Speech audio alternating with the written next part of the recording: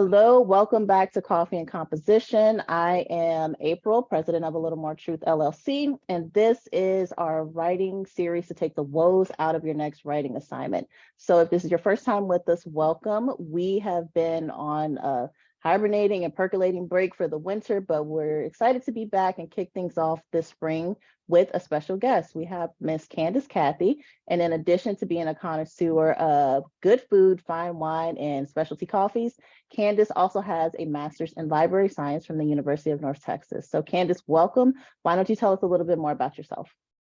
Thank you, April. I'm happy to be here. As you mentioned, I do have a master's degree in library and information science with the information in law librarianship and legal informatics at the University of North Texas in Denton. However, I made the transition of going out of that area, and I've been for several years worked in the world of compliance, particularly mortgage and anti-money laundering. I'm currently working as an anti-money laundering transactional monitoring investigator for a global investment bank headquartered over in Europe. They have locations here in the States as well. Prior to that, I worked for a third-party vendor consulting company. They have a global presence as well, where I worked in the global investigations and compliance division of that area, where we worked with public sectors such as like the federal government and nonprofits. But in my area, I work with the private sector, that's corporations, financial institutions such as banks, credit unions, the mortgage companies, as well as fintech. So I made that transition from being that law librarian, but I also had those transferable skills to work in the area of compliance and AML. Very nice. It really sounds like you're kind of like a private investigator, super secret agent type of person with the work that you're doing. And I love that you mentioned that you had transferable skills. So you got the degree and everything, and you did the experience with the law library work and the master's of library science, but you had transferable skills that went to take you into a different field, and you didn't let yourself be limited to just what you studied. I think that's a really good point to make, especially for a lot of my students who sometimes can be apprehensive about whether or not they have skills that will transfer beyond their degree, or whether or not they can transfer into a different line of work based on the work that they've already gotten experience in. So thank you for sharing that. Yeah, that's a good point that you mentioned, because maybe in my opinion, we've been taught for so long to just focus on that one particular area, but you in this day and age, and that's just as times are changing and evolving, you have to reinvent yourself. You have to make some changes. You may have to reinvent yourself several times to find your niche, but sometimes don't be afraid. My situation was different because things were not going well and I needed a job, and I jumped into it. And I realized that my background was able to make that transition to another area, and it's been very beneficial for me. And it could be well for your students going forward. So transferable skills, you have them, use them, and take advantage of it. Yeah, and the key is being able to learn. That's what I always try to emphasize to students. And when I was at AT&T, to my employees, just be willing and able to learn. And if you can learn, then you can do what you said of reinventing yourself and repositioning yourself into whatever you need at any time, or whatever you would just like to do. I think that's something that people forget about, is that you can't just explore different fields. We're not in the age of where you get into a career and you stay in that career for 30, 40 years. They're so rare that you get any job security, especially in this day and age of 2020 and post 2020 and COVID. Job security wasn't a thing before COVID, and it definitely isn't a thing now. So having those skills, being courageous like you were to say, I got a need, I got to meet this need, and I got to be able to pivot, that's a key point for people, I think. And you're right, because where I'm working at right now, you have a lot of people that have different backgrounds. I've met some leads who worked in military, others in law enforcement. Other people were paralegals, other people were lawyers, other people work in just different areas. And they had to make some changes, and they realized they had some skills that they can utilize.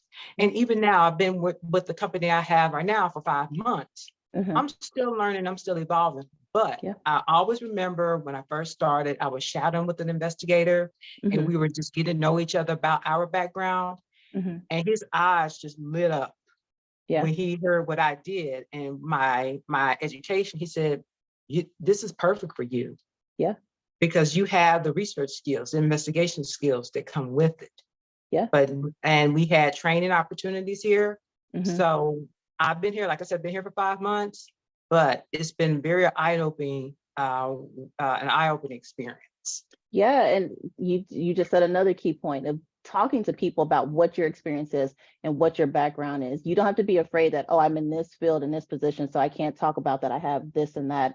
My background is in English, creative writing, and sociology. I went from a master's in creative writing into corporate America and project management. How in the world did those two things even mesh together? It's because they were looking for someone with excellent communication skills. Well, I'm a writer, so I really had that qualification.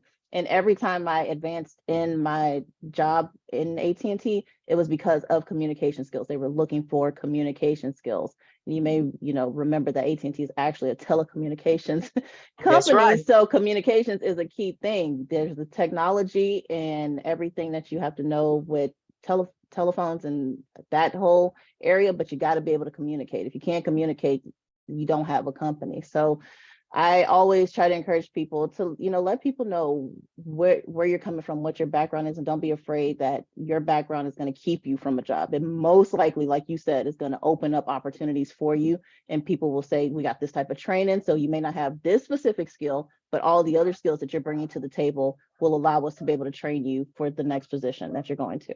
So Exactly. yeah. You hit the nail on the head. And Yeah. even when before the pandemic, there were, I know you want to talk about that, there were still people experiencing layoffs, but not to the extent where a virus just wiped a whole lot of industries out. I wouldn't say industries out, but just businesses out.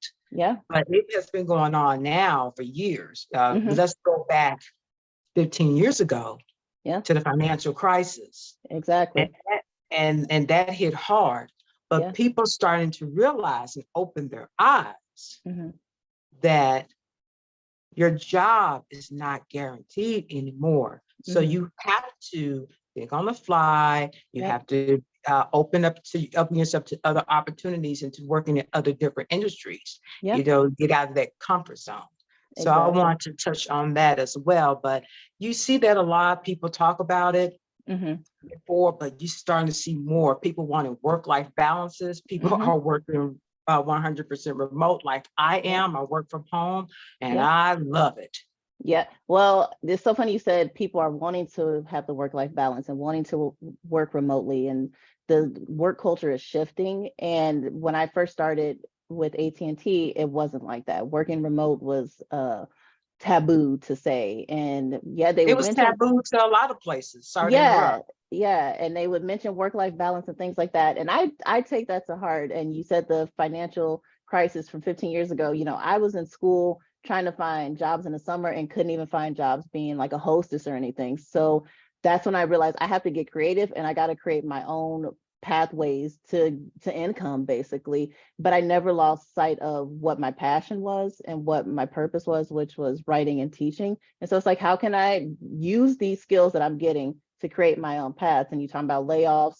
Before COVID, I was impacted by the layoffs during COVID because that's when I lost the AT&T job, but I still was creating pathways. And I think that's what people need to realize is that there is a way to merge what you're passionate about, what you enjoy, with a pathway for you to be financially secure, And I think you're a great example of that, because pivoting from library science into the career that you're in now, you've always found a way to make sure you're financially secure and meet your work-life balance for what you need. So I think you're a great example of that. Well, thank So you.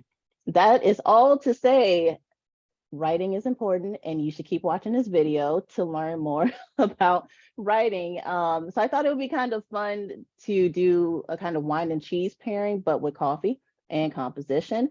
And since we have such a connoisseur of good coffees, I am going to give Candace a different writing assignment, and she's going to pair it with a different type of coffee that works best for that assignment. And it's great for both students and teachers, because whether you're writing the assignment or grading the assignments, you're probably going to need something to drink to get you through the assignment.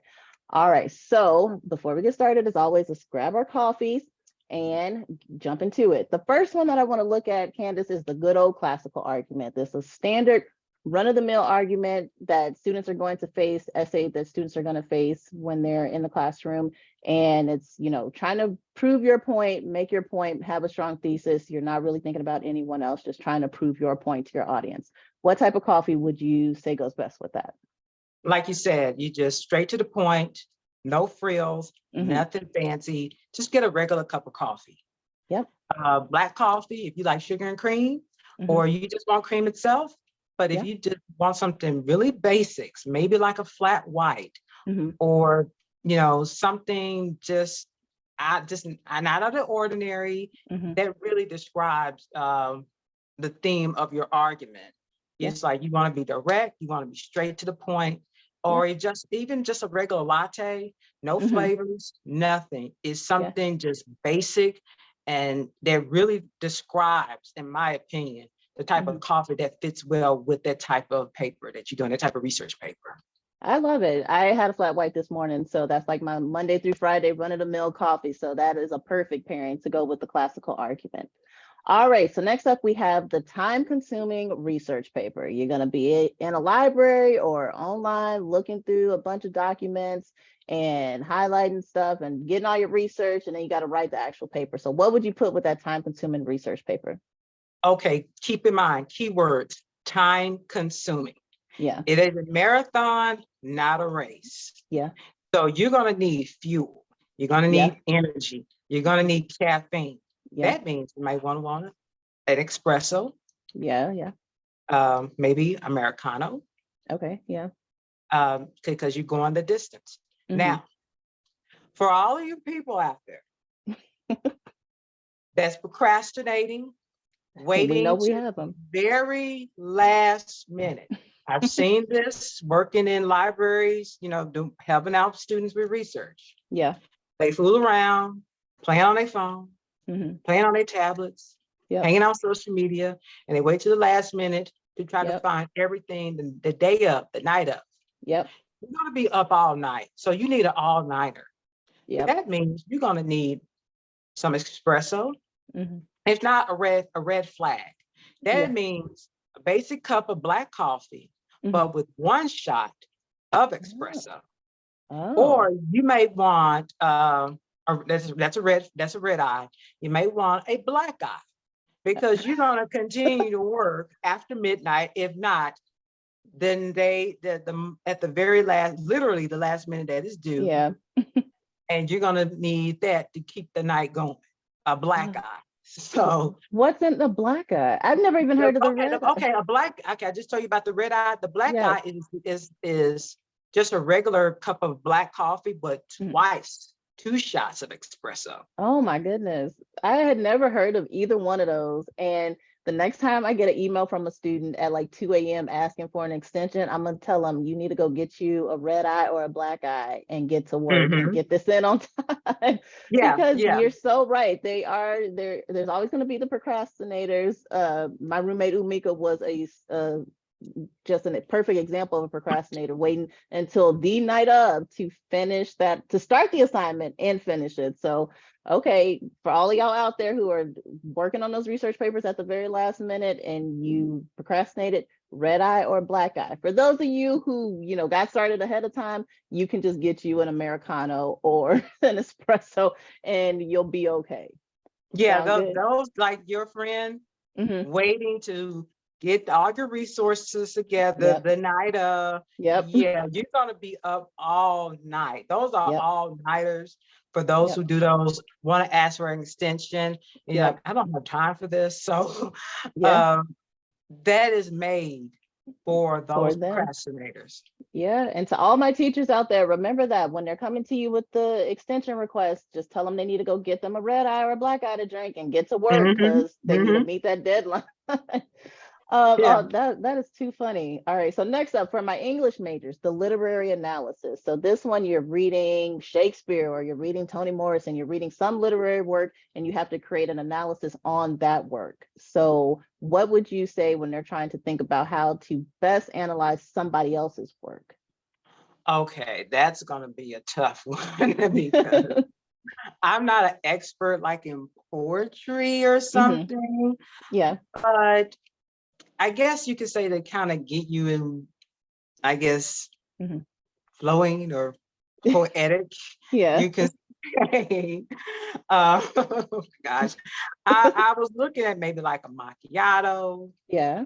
a long macchiato, Hmm. some type of cortado, something Hmm. mixing with like milk and Yeah. some type of foam or type of cream. Yeah. Um, Maybe a cappuccino, they kind Yeah. of have a Yeah. little light dust to it, like a little chocolate dust to it. Ooh. Kind of, Okay. got that Toni Morrison feel to it. Yeah. Trying to get you into that type of role. So Hmm. I'm looking into more of that type of coffee, Okay. because even though you're kind of analyzing something, but if Hmm. it's something that you're passionate about and enjoy, I think that kind of helps complement it to some degree. It's kind of Yeah. enjoyable, but you're still trying to be analyze some of the great literary works of people Yeah. of our time. Yeah, no, you hit it on the head because we're gonna go into the more creative assignments here in a minute. But the caramel macchiato is my standard. Like I'm going into a creative place and I will Mhm. go and get me a caramel macchiato from Starbucks or wherever. But that's like my standard creative type of drink. So I think you hit it on the head. And I liked your little cappuccino with a slight dusting of cocoa on it. That's a nice touch. I like that. Yeah, So those were your before, Toni Morrisons, your Maya Angelou's, yeah, your Nikki Giovanni's. yeah. Um, Gosh, it's so many. Your what's her name? God, You got Zora your Neale Alice Walker, your Hurston, Zora Neale Hurston. Yeah, Alice Walker. yeah, Those type of things. So yeah. kind of give you a mood, having that milk in my coffee type feel. I love that. And that leads perfectly into our next type of writing assignment, which is the creative one. And it is my personal favorite. So it's like short stories, poems, plays. I Mhm. think again, your parent before could go with this type of assignment, but do you have any additional drinks or parents you'd like to put with a poem or a Yeah, play? yeah, that's gonna be your mocha.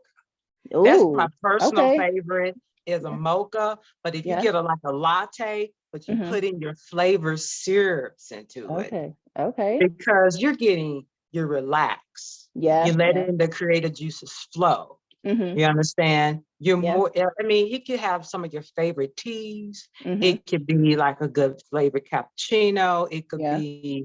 It could be anything, Hmm. like if it's like we're heading to the spring, Yeah. the temperature is going to be more comfortable. Hmm. You may even like in the summertime, you may want to have a little frappe Yeah. or a Yeah. frappuccino, with the whipped Yeah. cream and Yeah. And a little kind of syrup on top. a little syrup on top. You have to Yeah. relax and you want to you Yeah. just letting you're not analyzing anything, but you Hmm. just enjoying the short stories. You're enjoying the writing. You Yeah. just enjoying reading the novels. You can do Yeah. it's just sitting back, and even just a regular cup of coffee for those who don't want anything so fancy as some people Yeah. say. I Yeah. mean, you can do that, or Hmm. you can just have look like your favorite creamers, your favorite syrups, Yeah. those type of feels to it. Like I said, even the Yeah. ones prior to that, but Yeah. those are really like you're there to enjoy it. Hmm. You're not there Yeah. because you need it. Yeah. I like that. I really like that you're there to enjoy it because that's, like I said, it's my personal favorite, those assignments. And whenever I'm doing them, I'm in a calm place. I may have some incense lit or a candle lit, and I'm gonna have a big mug with something really, really flavorful and really soothing so I can just kind of get the creative juices flowing. And I like how you even mentioned a tea because you could even do like a London fog if it's like a gray day because we're getting into the spring and all them rainy days. I'll do a London fog with a shot of espresso in it. So there you got your tea and your coffee as well. So I love that. Another one I wanted to include Mhm. is what they call an affogato or I love an affogato. avocado. Yeah, I That love is, avocado. summertime come, it's Yes, getting hot, you got a scoop of ice cream ice or cream. gelato and Yep, add a shot of espresso. yep. I love an avocado. I'll make it even I in the never had winter. one, but I would love to try. I can imagine. I've had ice cream with some coffee into it, Yeah, and it's that I just I just want to try the espresso. I've yeah. had It's candy. with the coffee taste too. As a matter of Okay. fact, since you're in Oklahoma, 3 months ago, I went to Bedraves Hmm. and I got some candy there, and it Yeah. was some dark chocolate with espresso Espresso in hint it. to Yeah. it. Yeah, with a hint of espresso. Yeah.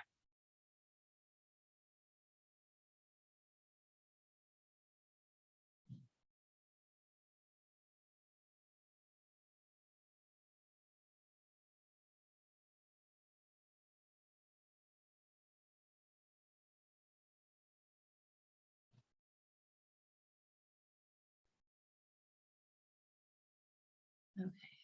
Can you hear me now? Okay. I can't hear you. So let me You see. can't hear me? Nope, I can hear you now. We're back. We're All back. right. You know what I think happened? Zoom was like, y'all talking too much about espresso and chocolate and ice cream, and it wanted some. So it was like, I gotta go get me some. So it went out right. It took a coffee break. Yeah, it took a coffee break. But next time you visit, I have a place where I'm gonna take you where you can get an affogato, because I love avocado. When I first discovered it, I was like, that's my thing right there. And you're right. In the Mhm. summertime, if you're writing some poems or whatever, or you just want to be outside with a good coffee, affogato is a good one to have in the summer. Affogato, some frappes, frappuccinos. Even if you don't want the coffee part, you can get a refresher. You can get like an iced tea, some type of refresher to help you. I know Starbucks has those, but see if your local places do it, like your mom and pops. Yeah, look for those, because those will give you some real gems sometimes. You're like, ooh, that's a good one. And it's just nice to support local businesses too. So Mhm. I like it. All right. So last but definitely not least, the dreaded annotated bibliography. So like the research paper, you're doing all this research, right? But then you got to synthesize your research, what it's about, what the author's thesis is, and come up with like a summary of it. And for some reason, students really just dread this assignment. When I was in school, I didn't dread it so much because it was just like, okay, it's just kind of like a little summary of what the main idea is, but students really dread the annotated bibliography. So if they're looking at the page like, oh my God, I got to do this annotated bibliography, what should they be drinking? It's the same, kind of similar, because I remember back in graduate school, I dread annotated bibliographies. I thought, in my personal opinion, that they were a waste of time and they just had no significance to me and into the real world, and they still not. But it is kind of like on that line where you don't want to do it. Yeah. You put it off at the last minute. Yep. You may want to get one of those cortados. You may want to get a Vienna. You may want to get a flat white. Nothing fancy. You just need some energy. It's a regular cup of coffee.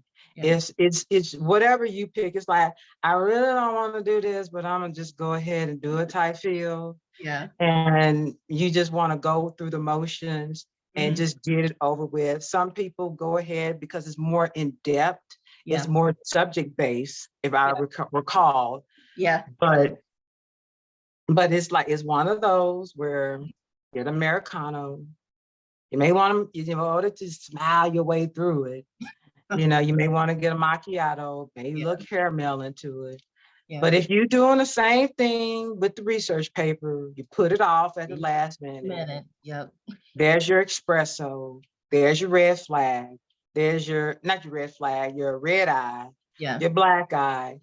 And it's basically, you just need a Red Bull, a more caffeinated Red Bull. Type of drink. So that's where I see it too. It's like, you're not going to enjoy it. You're not going to have an affogato. You're not going to have your pumpkin spice latte. No. You're not going to have your spiced brown sugar latte. As a matter of fact, when I went to Gowina the first time, the research paper and annotated bibliography will complement the Arabian latte. It's strong and it'll wake you up.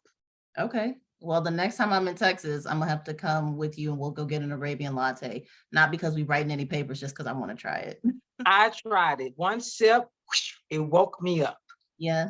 And it was on a Sunday morning and I was already woke. I was gonna say, were you like wired for the rest of the day? Did you just feel like wired for the rest of the day? I didn't feel, it shot me up. And then I doctored it up. I said, let me just add some creamer to it. And I said, this is, woo, it was a lot. And I can imagine how the Turkish coffee with the little pot. I love Turkish coffee. But it is another just like, whoo, like it's straight to your head. Turkish coffee. It's That used to be my little Saturday morning, I'ma just feel fancy thing, but then it got too strong for me. I was like, Yeah, I'm that is not for fancy people. Yeah. That's for, you know, Me. you got to get up and go. Yeah, You got an all-nighter to pull. yeah, You know, it's not just with research papers. It's just like your job. If yeah, you got something to do, you got a deadline to meet. It's yeah, more deadline driven because it's like, okay, I got to stay focused. I yeah. got to be on point. Mhm. It's like you're under pressure and Yeah, you need something to get you going. yeah. So for the research paper and the annotated bibliographies, you Mhm. know, you're going to need more of the strong caffeine. You Yeah, need your espressos. You need your Cuban coffee. yeah, You need your Turkish coffee. yeah. So those are the ones that really stand out because it's dreaded, it's long. You're not looking to have a good time. You just working. You need fuel. You need energy to get through the night. Yeah, so word to the wise, if you do the Turkish coffee route, that probably is you pulling that real all-nighter on that annotated bibliography or research paper, and you gotta be you under so much pressure, you gotta just stay focused, laser focused and alert. And that don't do the Turkish coffee for fun. It's not for the weak, weak of heart. So Yeah, and also too, if you're feeling jittery or that's too strong for you, mm, just black coffee. just black coffee. Yep, you can't go wrong with just a cup of black coffee. It has the same effect of keeping you alert, not as alert, but Mhm. it'll keep you alert. Well, Yeah, Candace, right. a lot of fun. Like I got a lot out of it. I learned some coffees that I didn't know about, which I knew I would with you because you are the coffee connoisseur. So thank you for joining us on this special edition of Coffee and Composition. And for you teachers and students out there, I hope you got a lot out of it and that you feel prepared to go out and conquer any of your writing assignments and grade them. So teachers, y'all may need some of them Turkish coffees if you're coming up against grades being due. You may need to get a couple Turkish coffees in your back pocket to go through the grading cycle at the end of a semester. But I enjoyed having you, Candace. I look forward to possibly having you back again, and I will see the rest of you all in the next series. Thank you, April. This was fun. So I'm looking forward to maybe join the next time.